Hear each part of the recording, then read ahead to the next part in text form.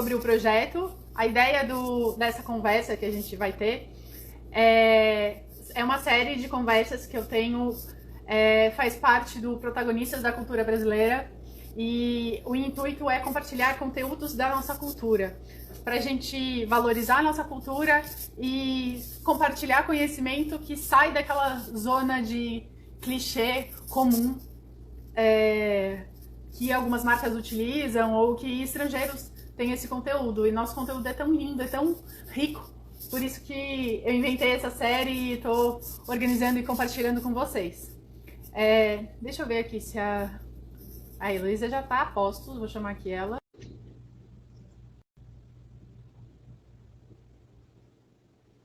Estamos esperando. Uau!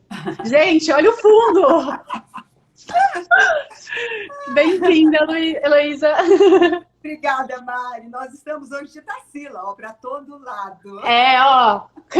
Pessoal, eu vou então tirar os comentários por enquanto, que é para a gente conseguir ver bem Heloísa e todas as imagens que ela vai compartilhar com a gente. Tudo bem, Mari? Muito Tudo obrigada bem? pelo convite, adorei. Viu você me convidar, me sinto muito honrada. Primeiro em estar aqui com você e depois poder falar da nossa querida Tarsila do Amaral, que é uma personagem da nossa cultura, uma personagem maravilhosa, com uma vida riquíssima, tanto profissional quanto humana. Né? Então, muito importante para mim, me sinto honrada de poder falar um pouco mais da vida dela, compartilhar um pouco do que eu sei com todas as pessoas e com quem estiver nos ouvindo. Você sabe que eu comecei a live falando assim, bom, daqui a pouco a gente começa a nossa aula, e eu nem corrigi, porque vai ser uma aula de fato. Pessoal, só para repetir, então eu desativei os comentários, porque ela vai mostrar muita imagem, e aí vocês vão conseguir ver as imagens de fato.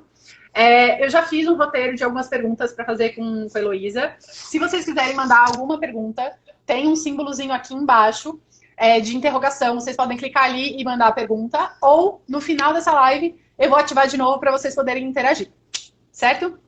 Me sinto falando literalmente com ninguém, né? Porque não tem comentário, então eu não sei se... Mas espero que seja bem. Tá tudo ótimo. Heloísa, para começar, eu vou te fazer uma pergunta que eu faço para todos os convidados.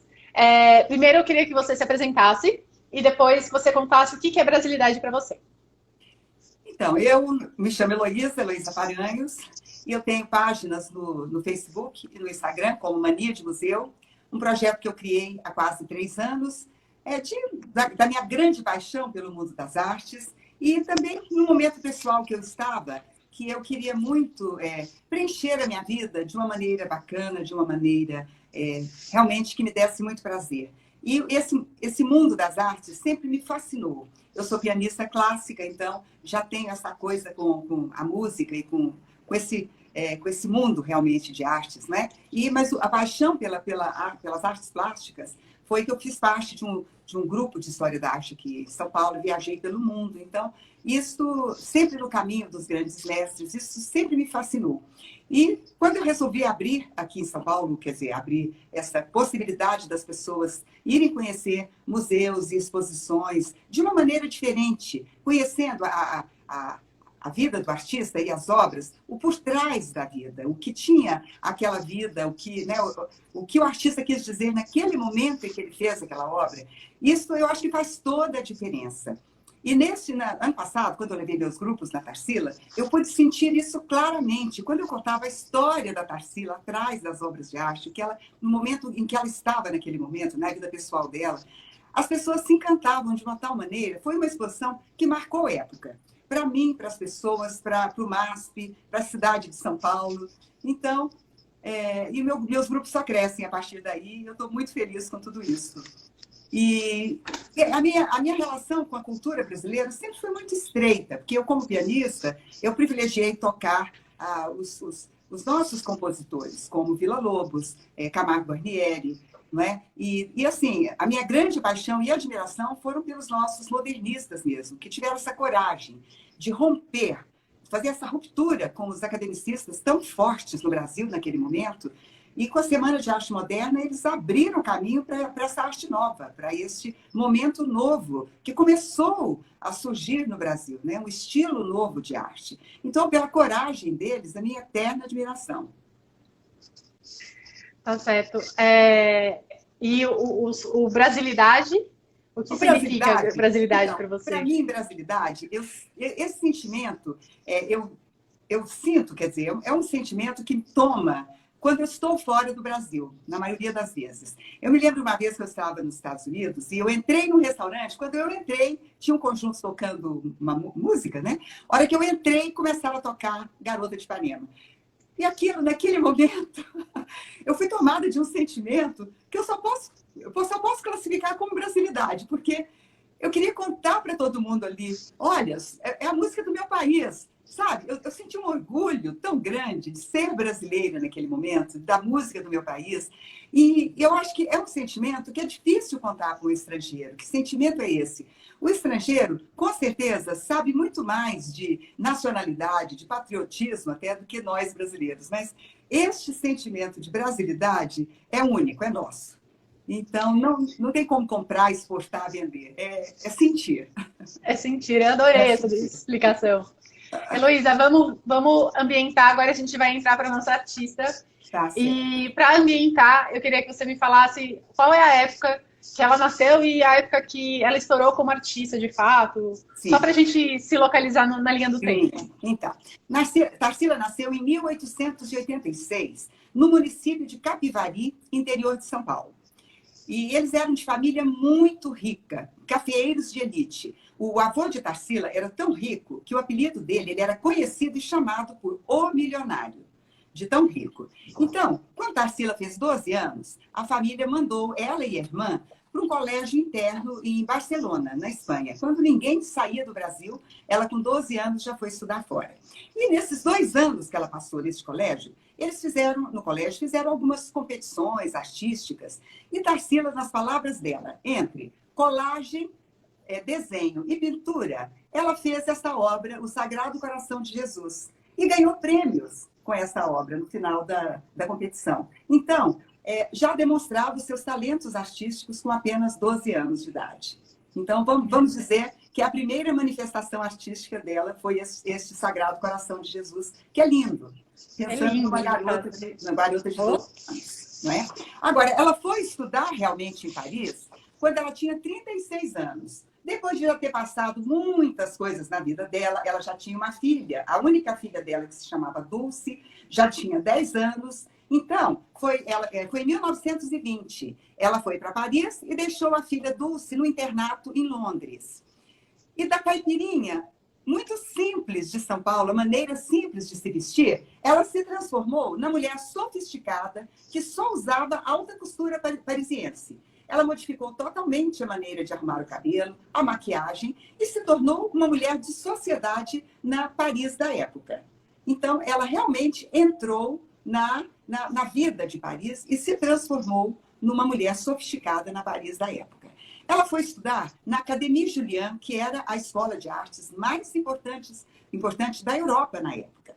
E lá ela teve a oportunidade de conhecer Fernando Léger, Alberto Gleizes, André Lotz, que foram seus grandes mestres nessa época. E ela dizia que Fernando Léger ensinou para ela as figuras grandiosas e o estudo de cores monocromáticas. E Gleizes e Lotz deram a ela a chave do cubismo, mas um cubismo com amor. Mas Tarsila tinha muita personalidade e ela se impôs colocando o nosso Brasil nos trabalhos dela. Ela aprendeu as técnicas e ela vamos dizer, pegou a influência de tudo que ela aprendeu, mas colocou a nossa brasilidade no trabalho dela. Né? Então... E agora, fazendo o link, né, com a fase que a gente mais conhece dela, conta pra gente um pouco como ela conheceu a Anitta Malfatti. É um trava-língua pra mim, gente. E como que se formou, quem são e como se formou o Grupo dos Cinco? O Grupo dos Cinco. Ela e a Anitta se conheceram estudando com um professor de arte acadêmica aqui em São Paulo, que foi Pedro Alexandrino. Isso mais ou menos em 1919. E ficaram muito amigas. Quando Tarsila foi para Paris, em 1920, elas continuaram se correspondendo. E foi a Anita Malfatti que falou para a Tarsila da Semana de Arte Moderna, contou para a Tarsila através de cartas. Porque Tarsila não participou da Semana de Arte Moderna, como muita gente ainda pensa que ela participou. Mas ela faz parte dos modernistas brasileiros. Né? Mas ela chegou em junho de 1922 e foi a Anita que também apresentou Tarsila para os nossos modernistas, que eram Mário de Andrade, Oswaldo de Andrade, Menotti Del Picchia e Anita Malfatti, que fizeram parte da Semana de Arte Moderna. Estavam eles todos numa confeitaria muito chique aqui de São Paulo, quando Anita chegou com Tarsila. E os olhares de Tarsila com Oswaldo de Andrade, naquele momento, já conectaram e já naquele momento eles sabiam que algo muito forte iria acontecer entre eles. Mas, primeiro, eles começaram uma amizade muito forte ali entre os 5. Eles realizavam eventos culturais. Sempre, Tarsila era uma pianista muito boa. Então, Tarsila no piano, Mário de Andrade também no piano, Oswaldo de Andrade e Menotti Del Picchia nas suas poesias, nos seus poemas, Anita Malfatti desenhando. E assim eles passaram a serem conhecidos como o Grupo dos 5. E o Grupo dos 5, Anita Malfatti, registrou nesse momento delicioso aqui, que eu estou mostrando para vocês. Tarsila e Mário de Andrade ao piano, Oswaldo de Andrade, que tinha o apelido de O Gordo, dormindo aqui, descansando, Menotti Del Picchia também, e Anita Malfatti aqui no sofazinho. Então, um momento de descanso, de muita amizade, e neste delicioso desenho que ficou marcado como o Grupo dos 5, feito por Anita Malfatti. Agora, em fim de 1922, novembro mais ou menos, Tarsila voltou para Paris para continuar os seus estudos e deixou por aqui muitas saudades. Em 1923, em janeiro, Oswaldo de Andrade vai para Paris, atrás de Tarsila, eles iniciam um relacionamento, não é? E foi um relacionamento de cara muito importante, mas eles não puderam anunciar esse relacionamento assim também para todo mundo, por uma série de razões. Então, depois de alguns anos, Mário de Andrade chamou esse casal, né? Ele shippou o casal, falando nos termos de hoje, né? E chamou esse casal de Tarsivaldi. Então, eles passaram a ser um casal shippado, Tarsivaldi. E a partir do momento que eles ficaram shippados, né? Que teve essa união, também teve um momento muito importante para a Tarsila entre aquele olhar caipira e voltar para casa e rever o Brasil de uma maneira mais Brasil, né? Mais brasilidade e tudo mais. Conta pra gente um pouco dessa fase para o Brasil. Como que foi? Então, eles conheceram em Paris, Oswaldo e Tarsila, eles conheceram Blaise Cendrars, que era um poeta e um escritor fabuloso. Ele era suíço, mas morava em Paris na época. E ele tinha vontade, tinha loucura para conhecer o Brasil. Então, o casal Tarsivaldi convidou Blaise Cendrars para vir conhecer o Brasil.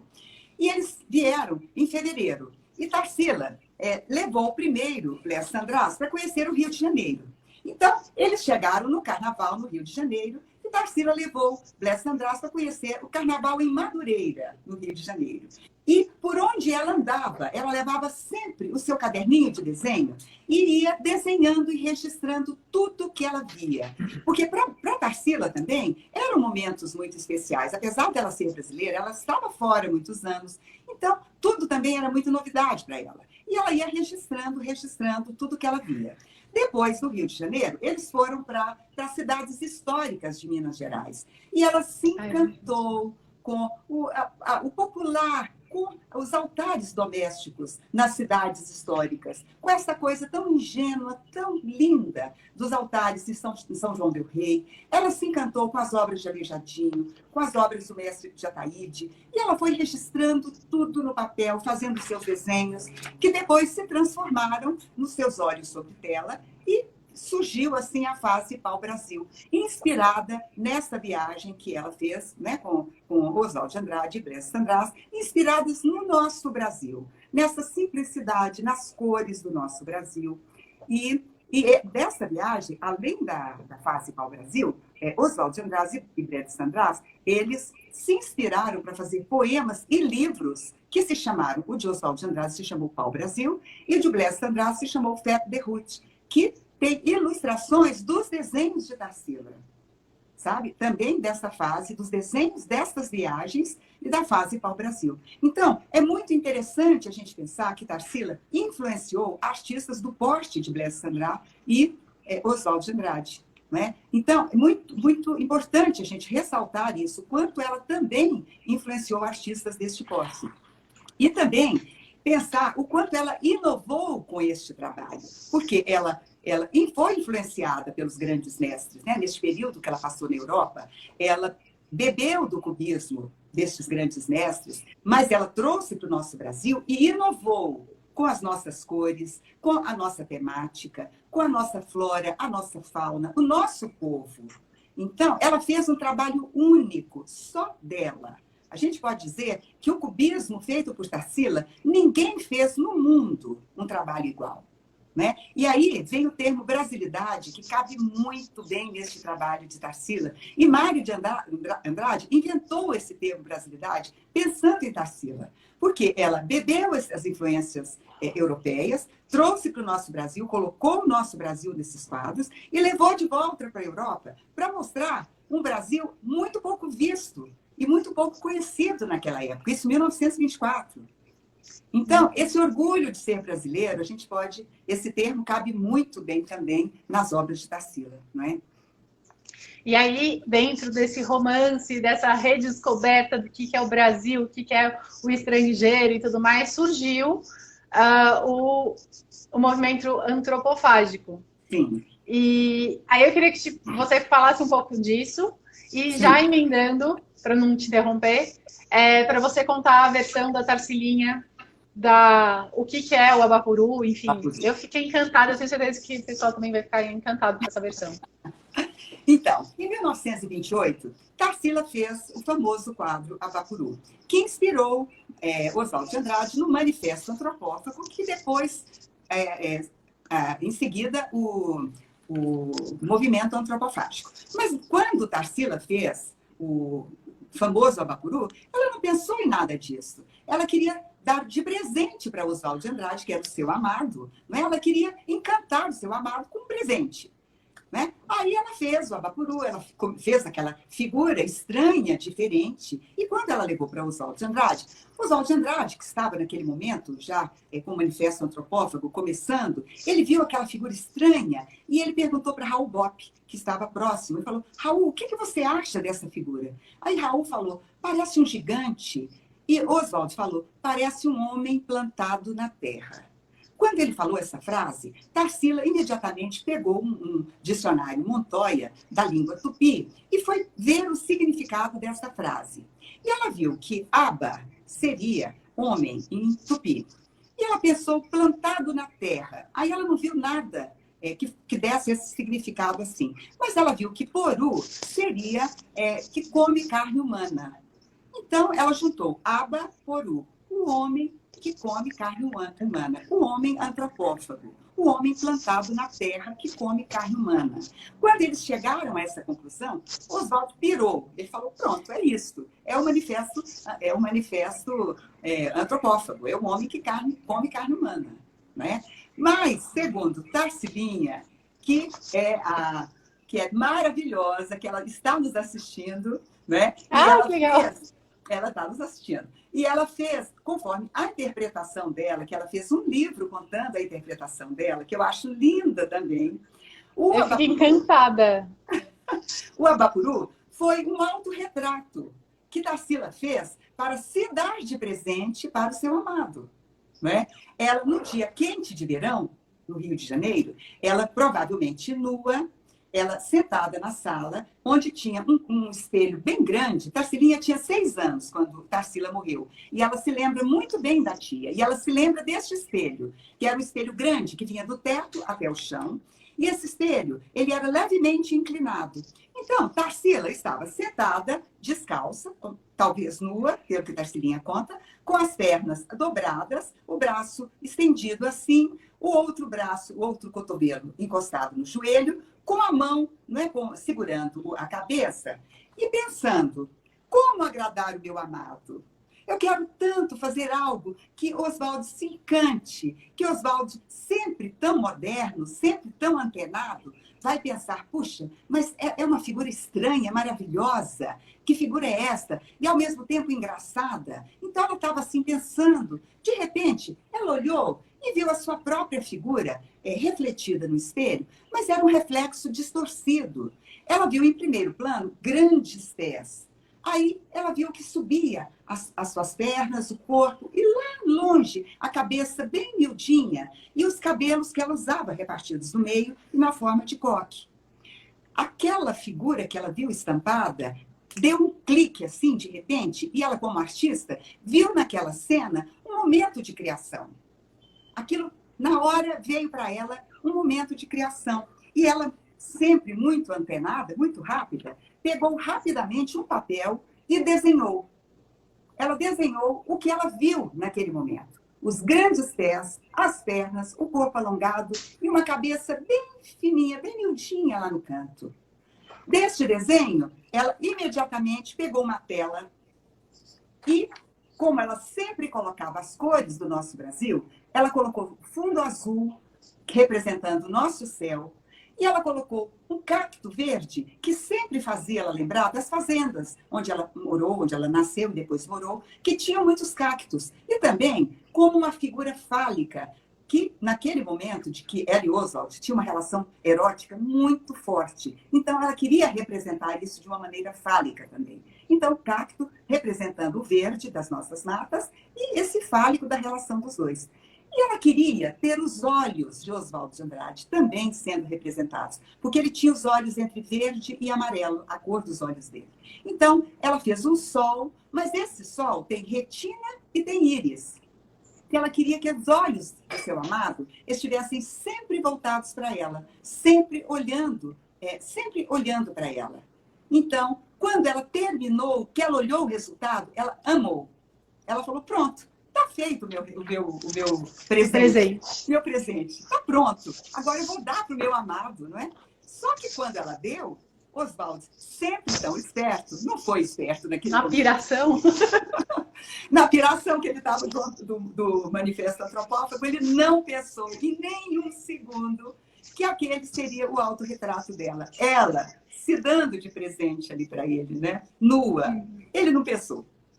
Ele logo já pensou no homem plantado na terra, já pensou no antropófago, e não teve a sensibilidade suficiente para pensar que seria ela ali se dando de presente, não é? Agora, para o Tarsilinha, isso tudo se fechou quando, na separação dos dois, de Oswald e de Tarsila, a única coisa que Tarsila quis de volta, quis de lembrança de Oswald, foi o quadro Abapuru. Ela pediu o quadro de volta. Então, na interpretação de Tarsilinha, fechou o pensamento dela. Porque como que Tarsila iria querer ela, né, se dando de presente para o seu amado, fosse enfeitar a casa dele, a sala dele, com outra mulher? Né? Nunca poderia caber isso na cabeça dela. Então, ela pediu de volta e Oswald deu de volta o Abapuru para ela. Eu achei fantástica essa versão, assim, absolutamente fantástica. E ainda falando sobre o movimento antropófago, fala um pouquinho sobre a diferença estética desse movimento com os outros movimentos. Sim. Então, eu vou falar um pouquinho da antropofagia em si. Dá tempo? Como é que nós estamos de tempo?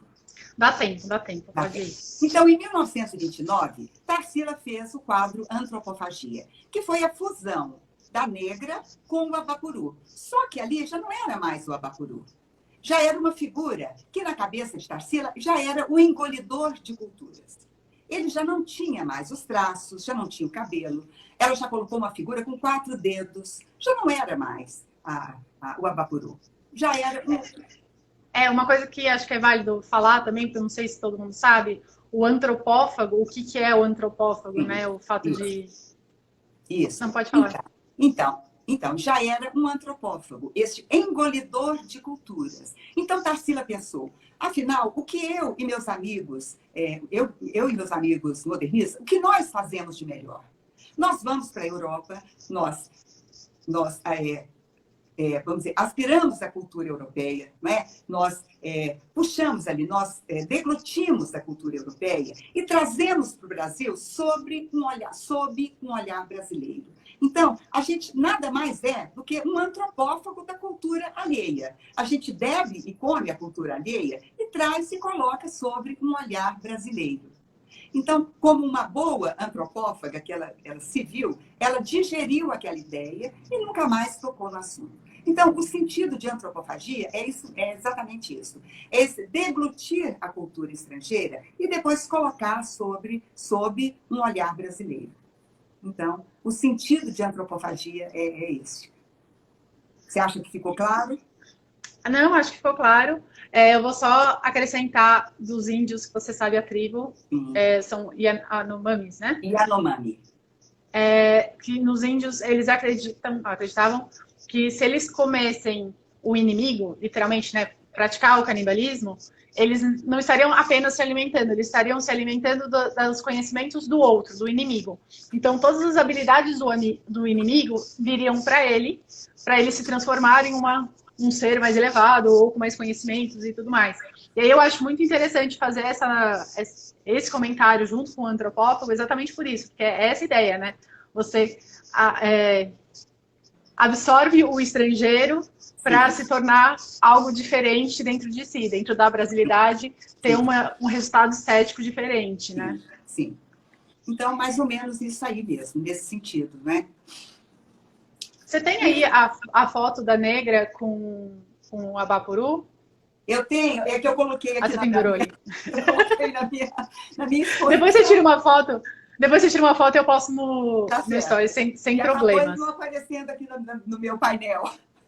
Sem problemas. Acabou não aparecendo.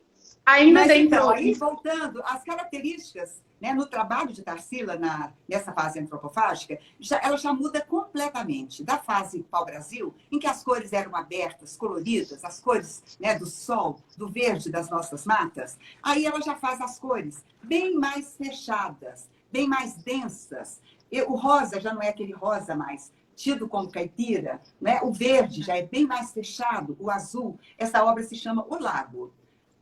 Não é? Aqui a gente vê vestígios do surrealismo também, nessas linhas, olha, nessa profundidade que na fase pau-brasil já não tinha também. Era muito mais chapado. Aqui já tem linhas que sugerem profundidade e sensualismo também. Não é? Então, a vegetação é muito mais carnuda, muito mais sensual, também mostrando essa fase erótica que ela e Oswald já passam também. Nessa obra que se chama Cartão Postal, olha, a gente vê claramente a vegetação carnuda, olha a árvore. A gente vê aqui o bicho preguiça, que é meio bicho, meio homem, sugerindo também o surrealismo, essa coisa bem surreal. Então, ela já modifica completamente o seu trabalho nessa fase da antropofagia. E esse ovo, que é uma obra maravilhosa. Isso é uma coisa linda, né? Que é o grande ovo e a cobra, urutu, que é essa cobra volumosa que sai do ovo e ela se enrosca neste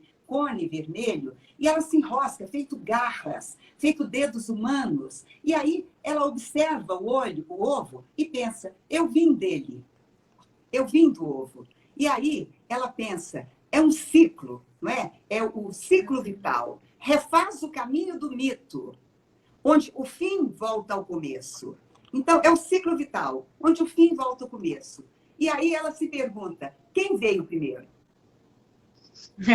A gente pode pensar, o ovo ou a galinha? Aqui no caso, o ovo ou a cobra. Então, é interessante isso, né? Então, é muito profunda a obra da Tarsila. É muito você sabendo o porquê. Porque isso é que é interessante nas visitas guiadas. Então, eu lembro que quando eu perguntava, quando eu mostrava isso para as pessoas se encantavam, falavam, pois nunca tinha imaginado isso. Né? Pensando nessa obra como um ciclo vital. Em que o fim volta ao começo.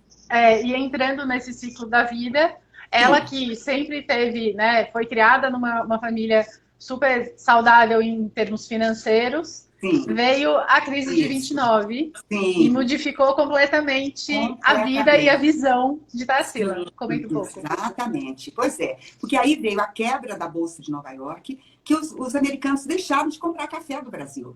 E a família de Tarsila era inteira, eles eram cafeeiros de elite. O pai de Tarsila declarou falência e foi muito rápido, né? Eles simplesmente perderam tudo em pouquíssimo tempo. E Tarsila declarou uma vez, ela falou uma vez, dizendo da tristeza dela, de ver aqueles campos de café, aquelas plantações carregadinhas de grãos de café e ninguém para comprar aquele café.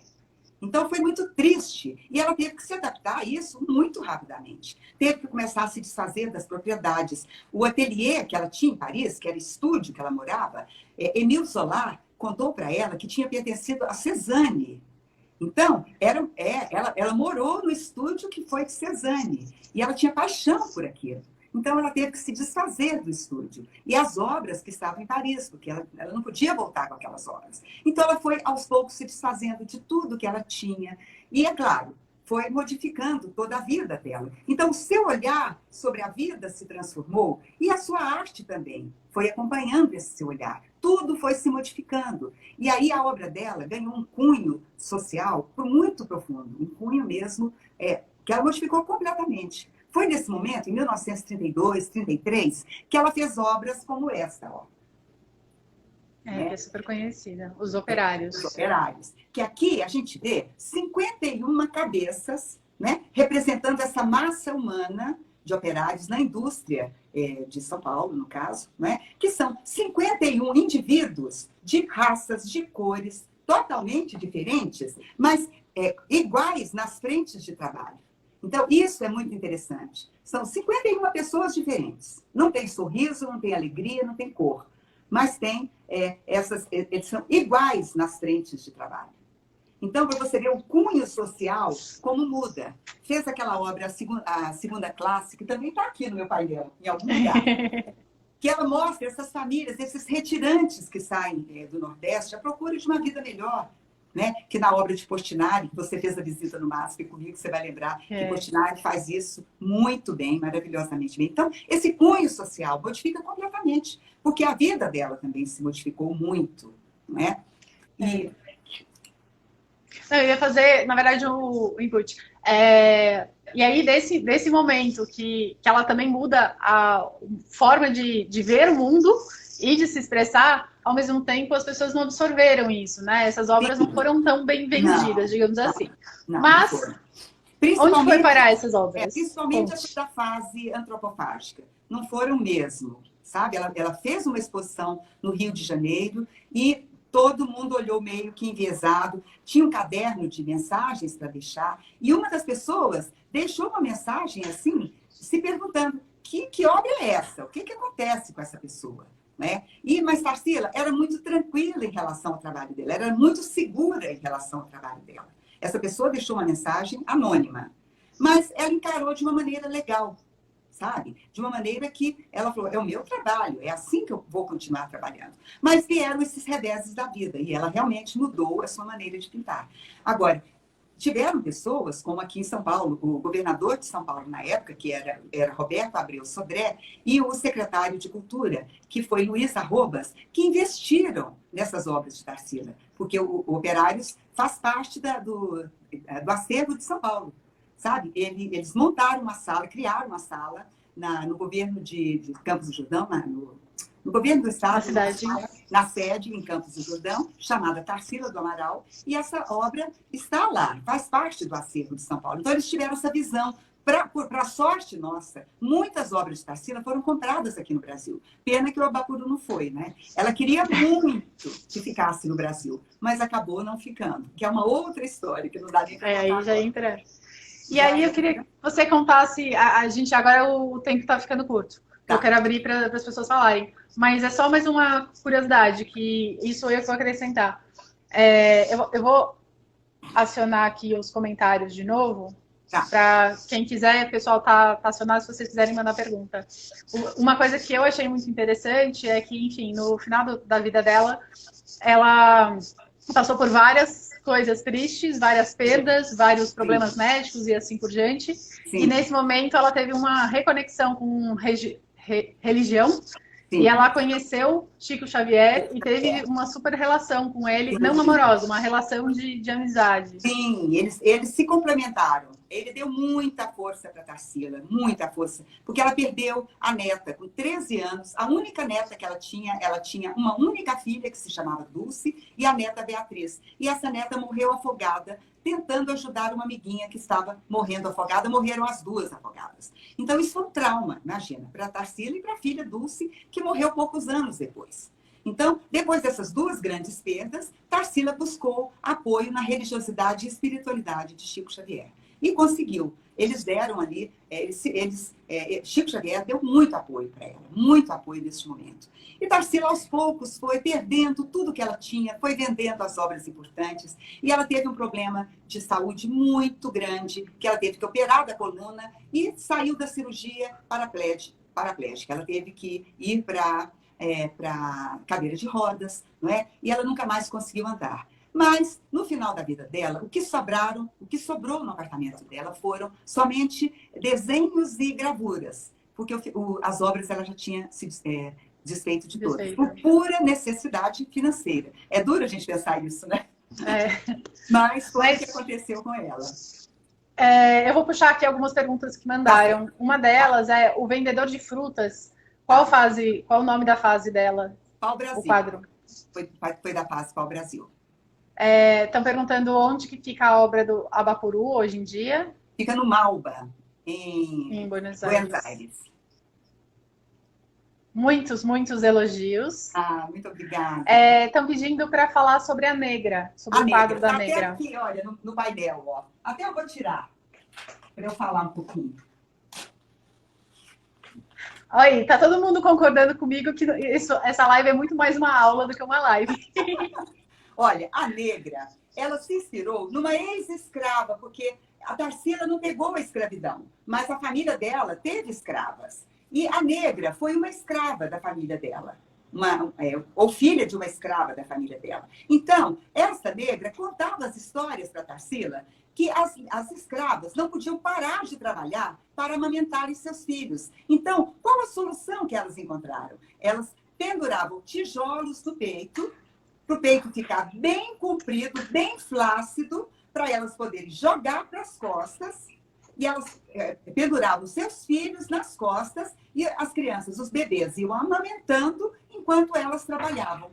Foi a solução que elas encontraram para continuarem trabalhando e amamentando seus filhos. Então, essa história chocou tanto Tarsila, que Tarsila fez uma homenagem à Negra. Tá vendo? A fotografia da Negra, olha, ela usou o mesmo braço da Negra, ela colocou na sua Negra, e essa Negra estava sentada numa escadaria, e ela fez na forma geométrica, ela fez também uma escadaria, e só que ela colocou uma folha de bananeira, enviesada, que não tinha nessa escada. Mas a história mesmo foi inspirada nessa história que essa Negra contou, que as negras penduravam tijolos. É assustador, né? É assustador, exatamente. Mas a história é verídica. Heloísa, estão perguntando se você tem indicação de livros para saber mais sobre a Tarsila. E tem vários livros, tem muitos livros da Tarsila. Eu tenho, até vou pegar um, quer ver? Que é lindo. Enquanto ela pega o livro, de qualquer forma, depois eu vou colocar nos stories o nome dos livros para vocês terem fácil. Este daqui é o catálogo da exposição, que eu acho que o MASP ainda tem para vender. Que é maravilhoso, é todo ilustrado, é lindo esse livro. É muito lindo. E tem vários. O livro da Tarsila é fácil de encontrar. Na estante virtual, tem vários livros dela. Sabe? São fáceis. Se der tempo, eu gostaria de ler o finalzinho do poema que Drummond escreveu para ela. Dá tempo? Pode, dá tempo. A gente tem 2 minutos. 2 minutinhos? Então eu vou ler aqui um finalzinho do poema que Drummond escreveu para Tarsila. Tarsila, nome Brasil, musa radiante, dália sobrevivente no jardim desfolhado, mas constante em serena presença nacional, fixada com doçura.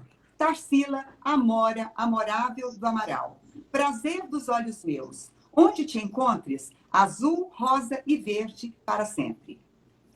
É lindo, né? É lindo, né? É muito lindo. E olha, quem conviveu com Tarsila diz que ela era uma pessoa adorável, que ela era meiga, que ela era generosa, que ela era bondosa de coração. Então, além dos trabalhos lindos, inovadores que ela deixou essa presença também amorosa, essa presença generosa, sabe? Que eu acho que é um orgulho para nós brasileiros. Um orgulho mesmo quando a gente pensa numa figura tão maravilhosa como foi Tarsila do Amaral, que eu tenho muito orgulho em representar aqui nesse momento para você. Para vocês todos. Heloísa, eu não tenho palavras para te agradecer. Aqui tá, tem 300 mil comentários agradecendo também por essa aula. Ai, que delícia! Eu eu queria falar da visita guiada virtual ao MASP, que a gente vai fazer no domingo, às 11 da manhã. Gente, é o máximo. Façam, é o máximo. Muito legal. Eu vou postar na nossa página, que vai ser domingo às 11 da manhã. E depois nós vamos para o Dorset, em Paris. Também virtual, que vai ser maravilhosa. Vai ser maravilhosa a nossa visita. Então, estão todos convidados. Primeiro para o MASP e depois para o Dorset. Para o Dorset. Maravilhoso. Tem gente perguntando, essa live vai para o YouTube, a gente vai depois avisar vocês. Muito obrigada pela presença de todos. Muito mais obrigada você, Lô, por topar participar e compartilhar tanto conhecimento. Gente, eu adorei. Estou vendo os comentários aí. Muito obrigada a todos, de coração. Eu amei estar aqui com vocês. Viu? Uma vez mais, com todo mundo, falando e contando da nossa Tarsila, né? Desse momento de arte tão gostoso, né, Mari? A gente eu acho tão legal. Eu acho muito legal o seu projeto. Eu vou falar até o Instagram decidir que acabou. Mas fazendo propaganda da sua visita, é muito legal, porque todo mundo preso em casa e é uma chuva de cultura, é uma chuva de conhecimento e é um passeio, né? Porque você vai guiando e passando por cada quadro e trazendo conteúdo externo. Super recomendo e que legal. Estarei lá domingo. Muito bonita mesmo. Tá legal a visita. Porque a gente entra dentro do acervo, não é? Não é simplesmente mostrando figuras.